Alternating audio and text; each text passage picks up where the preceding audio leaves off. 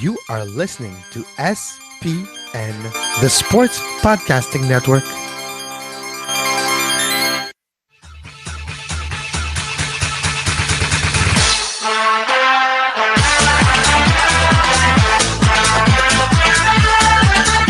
The Five Rings Podcast, 2016 Rio Summer Olympics edition on the Sports Podcasting Network.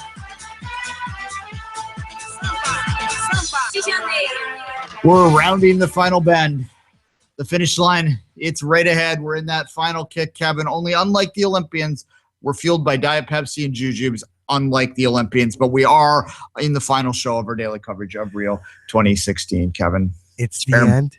It's almost over. The marathon has concluded. You know what that means, Duane. Means she's all done, but well, it's not quite all done. It used to be back in the day. It was all done basically when the marathon was over. They used to finish it in the stadium with the crowd already in there preparing for the closing ceremony. But now there's some other stuff on. We've got mountain biking on in the background. A very impressive looking course. They're very impressive athletes, of course, the mountain bikers. It's unfortunate that they kind of get lost in the last weekend of the games. But it's with the end of every Olympics is the start of a new quadrennial. I can never say that word. Quadriannual. 4-year period. Which is it's interesting. It's a great irony of a guy that hosts an Olympic type show that can't say that word. But at any rate, alas, we all have our own little burdens in life that we have to get through. That 4-year period. Yeah, but it's also, as I've said many times in the last few days, more or less to remind myself, it is about 535 days to Pyeongchang now. So, or look at it that way, Duane. 2017 London. It's not that far away. Exactly, and there's a World Aquatics next year as well, as there is every post-Olympic year. The World Aquatics is funny in the post-Olympic year though, and you remember in your own backyard the one in Montreal, how excited Canadians were because they were winning some medals there. That didn't really pan out because a lot of athletes will take that year, especially on the female side. They'll take that year off to basically let their bodies recover. If they want to have a family, maybe they'll do it in that year. Like it's a weird year, the post-Olympic year. But the great thing about the 2-year cycles now, basically between winter summer, when you cover both, is that when you're having that off weird year post Olympics, you're into the most important year, basically, of the pre-Olympic qualification for the winter sports. So they're gearing up. We're going to start to see our real contenders on the winter side of things this year. So that's what we have to look forward to, is to covering those winter sports in the winter season at a level which has an eye to Pyeongchang, as I said. So that's going to be fun, Kevin.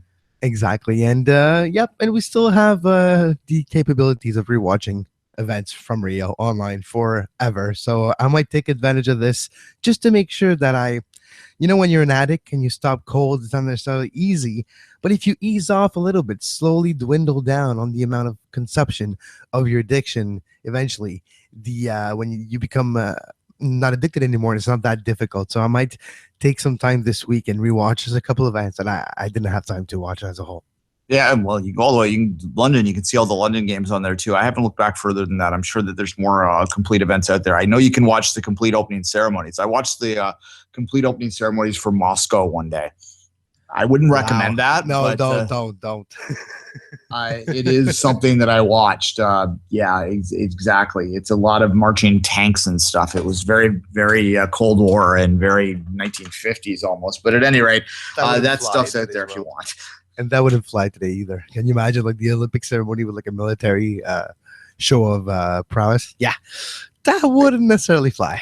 It was also it was an old school parade is what it was. Like they just would march around the track.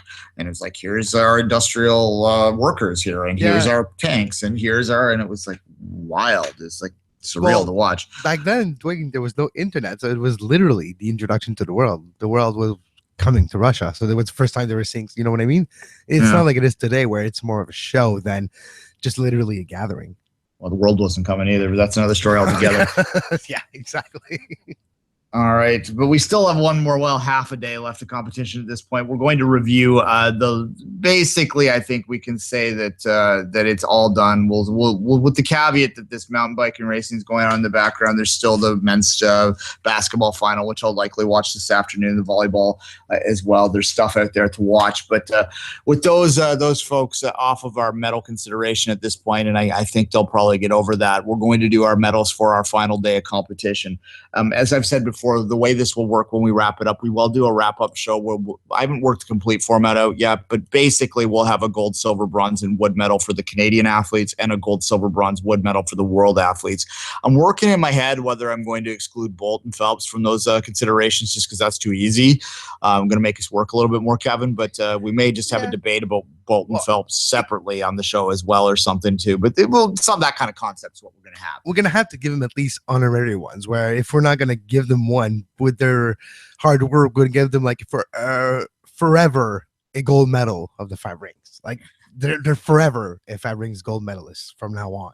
Yeah, that's what it kind of was. I was thinking. I was actually when I was doing my League One Ontario work yesterday, I was inspecting the field, which is one of the most monotonous jobs that I have. I literally have to pace the field up and down the entire length of it, like width, to make sure there's no debris on anyway, you can imagine what I'm doing. I'm going like a lawnmower, only I'm just me. So anyway, my mind goes to places at that point. And I was thinking while I was doing that we would give Phelps and Bolt like our platinum and super duper platinum medals. Yeah. And then we'll just debate which one gets which during the show, and then we'll exclude them from our actual gold, silver, bronze, wood medals. Though. Do you give Ryan Lochte a toilet metal door medal? Yeah, he might be the front runner for the wood medal of the games from the international perspective here for sure.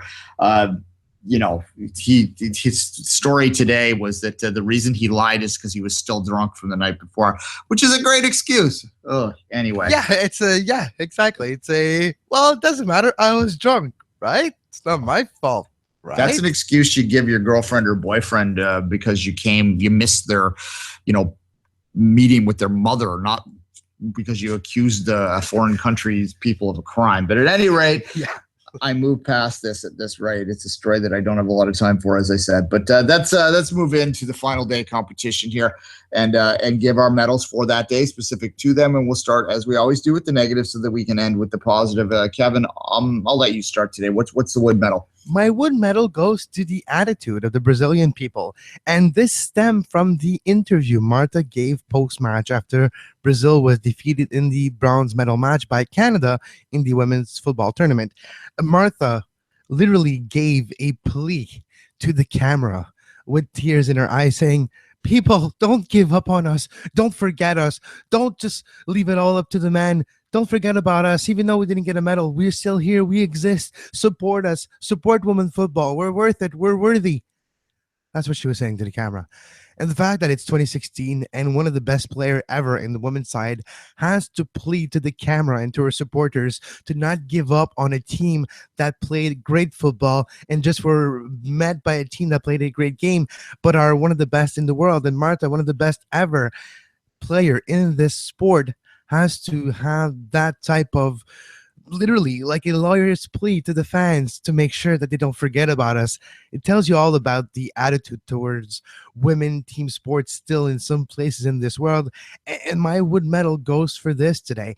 I hope that it doesn't go back into oblivion where it used to be. And I do hope that this program do get what they need. It's more support, more finance, more apart to the men because they deserve it.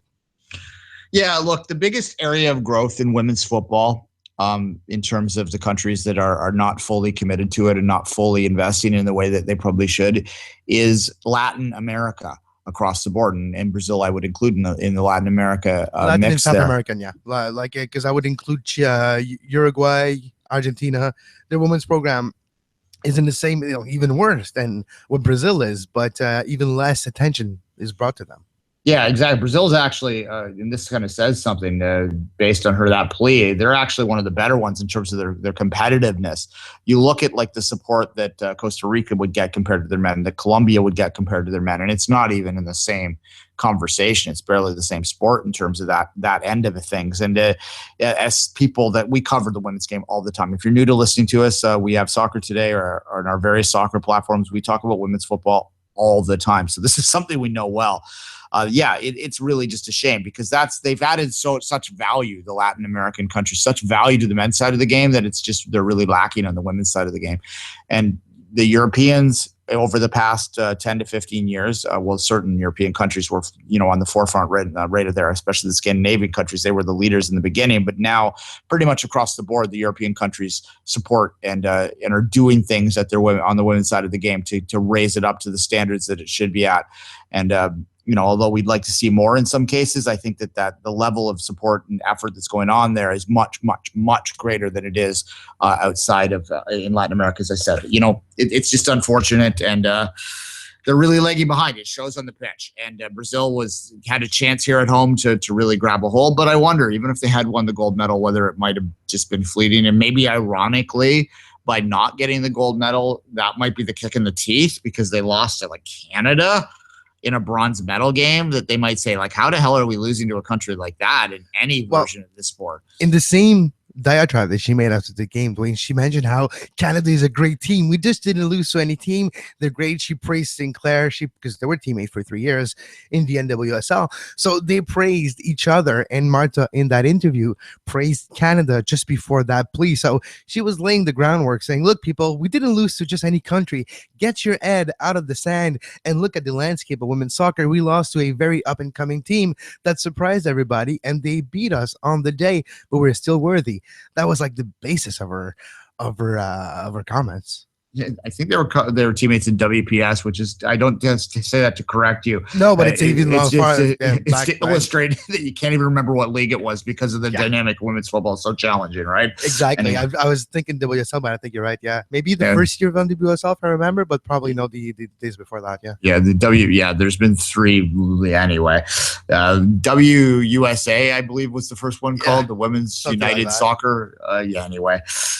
We'll move on from that, but it certainly is a challenge there, and that's a good one there. I'm going to go to my wood medal, which is in the last game of the day of the games. I'm being a little bit lighter with it, but it's the modern coverage of the games, and this is both speaks to what we just spoke to, kind of that. Or NBC, where your focus, because it could be very different here.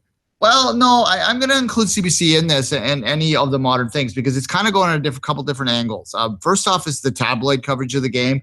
And I'm thinking, I read a Vice article. You actually posted it on Facebook, where it's talking about how the race walker happened to soil himself during the race because of the effort he's putting forward. And I'm thinking to myself, this is just clickbait. This is just, excuse the pun, crap. It's crap that you're putting out there just to try and get attention and sort of leer and ha ha ha. And the article was better, but no, they're right. The title of the article and the headline was made to grab your attention. Yeah. Yeah. And look, and there's a certain disrespect and sort of sneering kind of condescension that certain people out there within certain media platforms will put on the Olympics, either from whether they think it's not worthy of their time because it's not professional sport, or whether because it's not worthy of their time because the IOC, they don't like it. So they ignore the athletes in their way that they cover. They ignore the great stories that are in there and just focus entirely on whatever their political agenda is, because they don't like the IOC, or they don't like this, or they don't like that. And I think that that's unfair, and it's not nuanced, and it's too black and white for my thinking. The other area of this that's less serious than that, though, is that, and this is a good and a bad thing. There's a pro and a con to this. We now have access to literally everything, and we never did before. And we can watch literally anything on our computers, on our phones, what have you. And I certainly specialty channels even there. Yeah, throughout these games, I certainly had 2, at sometimes even 3 screens going. But I found myself at times during this game feeling so completely overwhelmed with this. And I both spoke to this when we interviewed him, that I felt that I wasn't experiencing the games in the way that I have in the past, when a single channel or 2 maybe had to do everything. And they had to jump from here and here. And we experienced a little bit of it after the women's bronze medal game, how I used to experience the Olympics, that sort of rapid fire excitement of it, where the women's won the bronze medal and they immediately cut to equestrian. That irritated some women's soccer fans because they wanted to see the celebration. However, to me, as a longtime Olympic observer, that's how Olympic broadcast should be. It should be frantic and going here to here to here to here. And I miss that kind of element. If you're an NFL fan, you'll know the Red Zone channel. I kind of want Red Zone Olympic coverage again. Well, to be quite fair, when I watched just CBC, that's what it was mostly on CBC, either live cut-ins or no, but it was mostly. So for general, for international listeners, we had one channel that was like the main channel, and then you had like 4 or 5 other that were specialty channels that would show event as a whole. And you had like a CBC. Well, you had one TSN channel that was cutting in and out as well. But I get your feeling, and it was hard to get the same feeling. But there's one positive though. A lot of things that we didn't see back then: field hockey, team sports, complete games, and the whole tournament of combat sports, and not just the medal matches. Those are now available and normal TV, which back then we just heard about and saw the results. We didn't actually see them because of time constraints. Yeah, and I want to be clear. I mean, like I said, I understand there's pros to this as well, and you've illustrated them right there. And I'm not advocating for a turn back to the time where the main channel just controlled everything that you watched, was the only gateway into the games. And, yes, it seemed frantic. They were probably madly cutting to tape delay, and we didn't know it, and all that sort of stuff there. But I think that the main channel can be a little bit more responsive to live breaking stuff, because there's a lot of times that I'd be watching, here in Canada, I'd be watching Canadian athletes doing something significant on my streams, and there was no mention to them at all on the main network until well after it was done. And I guess maybe for the hardcore person like myself, which obviously I am a hardcore watcher of this, and I'm in the minority because of that, it's just a little frustrating that way. And I understand they have to package their shows in a certain way, and it's complicated to broadcast this. And they, for the most part, do a good job up here. I'm not talking about the NBC coverage, which I don't know enough about to speak to, but certainly I think that there's always room for reflection after a games, and I'm sure that the broadcasters will do that. And I know that CBC's got Pyeongchang, so they'll be working on that right off the get-go. And hopefully they have a hockey tournament to talk about, because, they will, but you know what I mean? Will, but the NHL players are in it, but that's a topic that we'll probably talk about. But you know what? Kind of wish they don't go, just to see what's going to happen. Maybe we're going to have a compelling tournament with amateurs. Yeah. Quote, unquote. It won't be amateurs. It'll be the World Championships, and it'd be the European pros, because the European leagues will stop. That's what will happen. Sure. So it'll be like, I remember. I'm old enough, Kevin, to remember the. I don't. You probably are too. Canada's not going to be good. That's what you're saying. Well, no, they were fine. They actually got a silver medal in the last time they had the pros weren't in it, which is in '94, right? They actually got the silver medal. They're not terrible. They just it's a bit of a hodgepodge team that they put together, and it's a bit weird to figure out. And there's nothing wrong with it. I just don't know how you identify it, how you qualify what exactly you're watching if you don't have let everyone in. Anyway, true. All right, let's move on to the positive stuff here. And Kevin, as always, not as always, as we were earlier today, why don't you start with your bronze? My silver goes to the Brazil football team. The man, finally, they've won an Olympic gold medal. Yes, even though they had Pepe, Carlos, Ronaldo, the fat one, they never got the gold medal.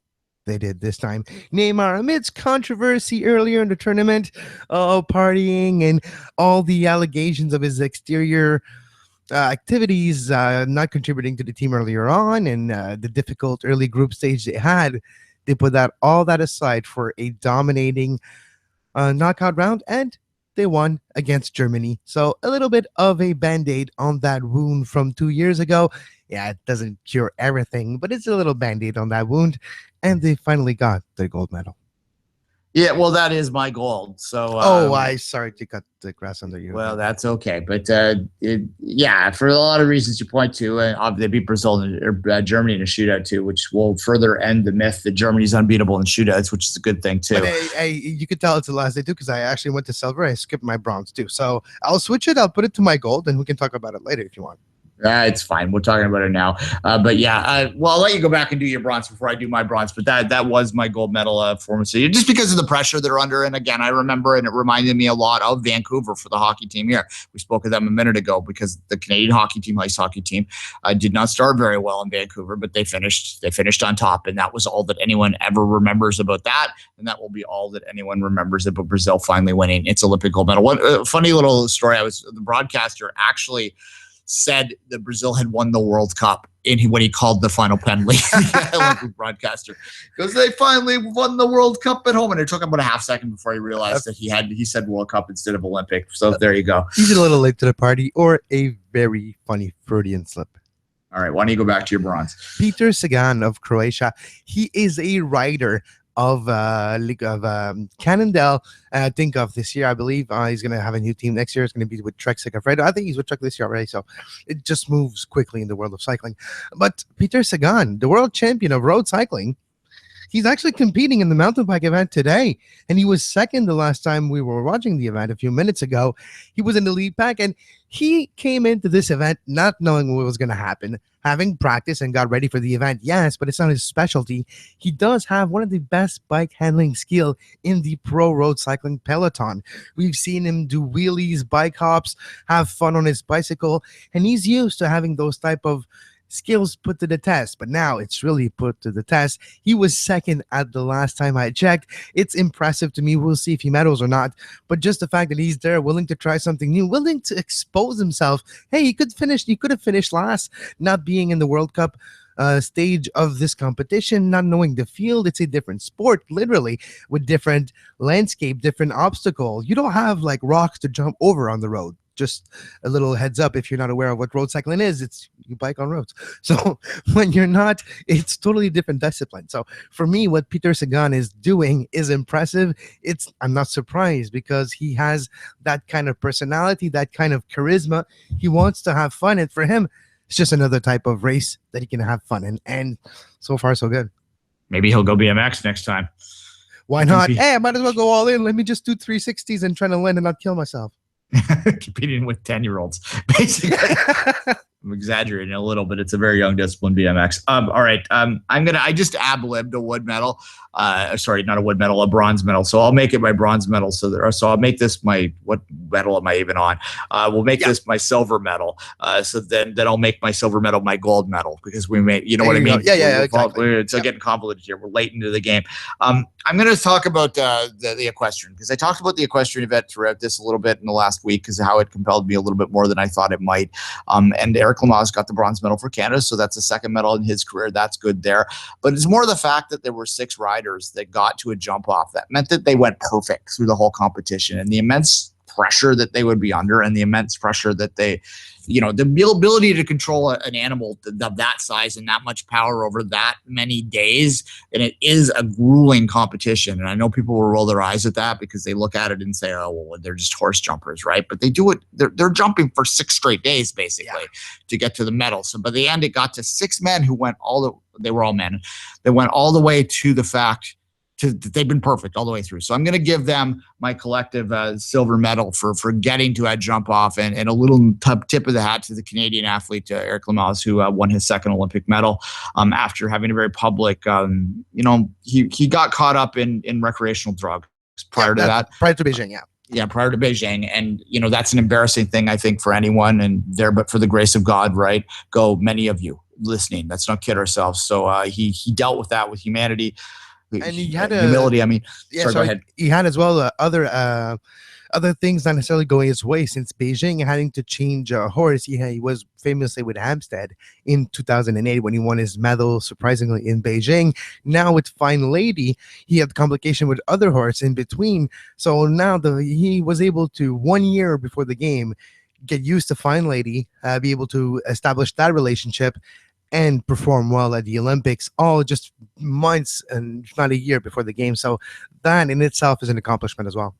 All right. Here in the GTA, if you're a local listener, there's a little event that's up in King City once a month that you can watch a lot of these world-class athletes. Canadians will go up there. The Millers are up there a lot in that. So if you like horse racing or horse jumping, and you enjoyed it during the games, look that up. It happens every month. It's like kind of a low-key competition. They go on just kind of, it's fun. It's for the community. Anyway, that aside. All right, Kevin, that's where are we here? Should I just give... So I'll just give my gold and then you're off to your gold. Yeah, okay, there we go. Works. So Eric Gillis of Canada in the marathon this morning finished 10th, only 3 minutes and 45 seconds back of the winner. Great performance for a marathon for Canada. It's not necessarily our specialty, and to have one of ours in the top 10, great performance. Athletics Canada as a whole, from Evan Dunphy to, of course, Andre DeGrasse, to the 4x100 meters, to the women's, and even Melissa Bishop, who finished 4th in the 800 meters. it was a surprise. It was so close to the podium, but she is fourth, which is the potato medal. But she was still happy, disappointed because you're so close. But at the end of the day, she was happy with her performance. So Athletics Canada as a whole has performed amazingly in those games, and it continued today with a top 10 in the marathon by Eric Gillis. Yeah, well, it's been a long time since Canada was competitive in the distance events, like the especially the marathon. I can't remember the last time Canada was in that. And 10th is certainly a very noble result. And certainly, if you include the race walk into the distance events, we've talked that one to death already. But Dunphy clearly was an inspiration for a lot of people in these games for many different reasons, as he was with us. So that was a great result there. All right, Kevin, you already mentioned her, so I will go to what my gold medal now is Melissa Bishop for her performance in the 800. She was the silver medalist at the World Championship, so she wasn't completely out of the blue. Of course, as we talked about yesterday, the landscape changed in the last year, and suddenly the athletes she was competing with, they changed, and that was a very challenging situation for everyone involved. I put a link out today if you're interested in that subject a little bit more. It is a very complex subject in terms of what's the right way to approach it, to be both respectful of gender and also creating proper distinctions of sex. And there's a difference between those terms, sex and gender, and I use them purposely like that. And Melissa Bishop, I thought, by the way that she handled her loss with dignity, and she could have went out guns blazing and said that this was unfair and that she was the real gold medalist. And you can see people saying that out there because she finished behind. Well, it goes back to my wood medal of 3 days ago. Those exact three people. Yeah, the three people that have that condition, hyperandrogyny, right? That's correct. Yeah, yep. It's a complicated thing, and she could have went out guns blazing. The British athlete that was in that final. She's point blank said that she doesn't think it's fair that they're racing. So she took the higher road, though, and she gave a very dignified interview after, where she just said, you know what, I just want to race them. I want to get out there and race my own race and focus on my own ability. She took more time off her Canadian record in that final race. She ran a time, like I said, it's Canadian record. No Canadians ever run faster. That would have won gold in many Olympics before. As I said, she's a silver medalist at the World Championship. When they asked her, she's 28 years old. They said, you know, you're 28 years old. You still have another Olympics in you, basically. And she said, yeah, we're just getting going. So basically, she's pushing ahead to Tokyo. A lot of athletes hedge it when they're at their post race interview. She didn't.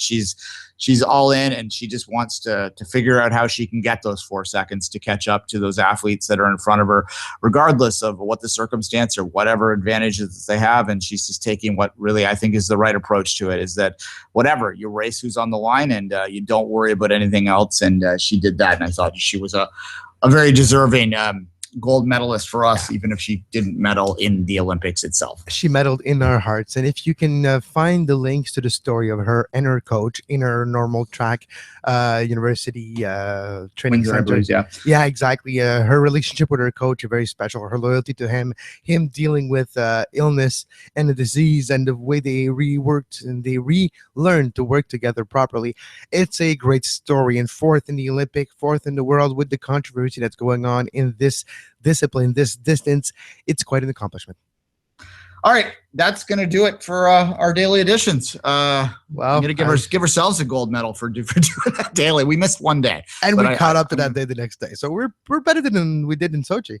Yeah, I think we missed 3 or 4 in Sochi, but we just started then too. So, and I was doing it on an iPad with balanced wine glass, and we had very different technology setting. That it was easier to record this time around. Let's just put it this way, and a lot easier on the technical side too. Yeah. We do a lot of podcasting. We put as many hours in the podcasting world as a lot of these athletes do to train. So sadly, we don't get a medal for it. One day, Duane, one day we'll go to the podcast Olympics, and I dare challenge anybody on the editing side that I can edit faster than you. There you go. And editorially, I dare you to tweet as much as I do. Anyway, that's maybe going to be hard. I've quit on that a long time ago. Probably that shouldn't be an award. All right.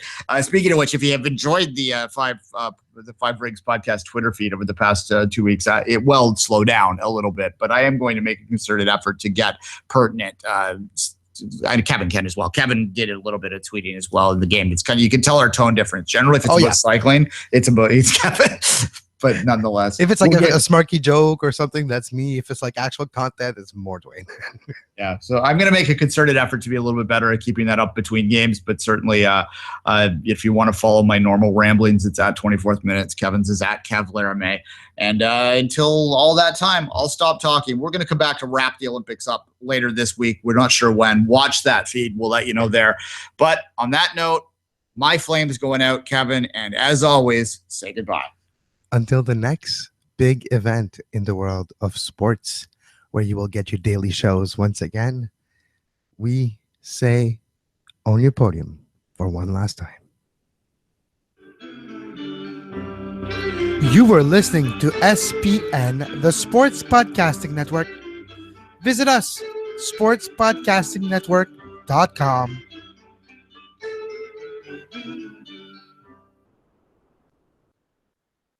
All right. I'm thinking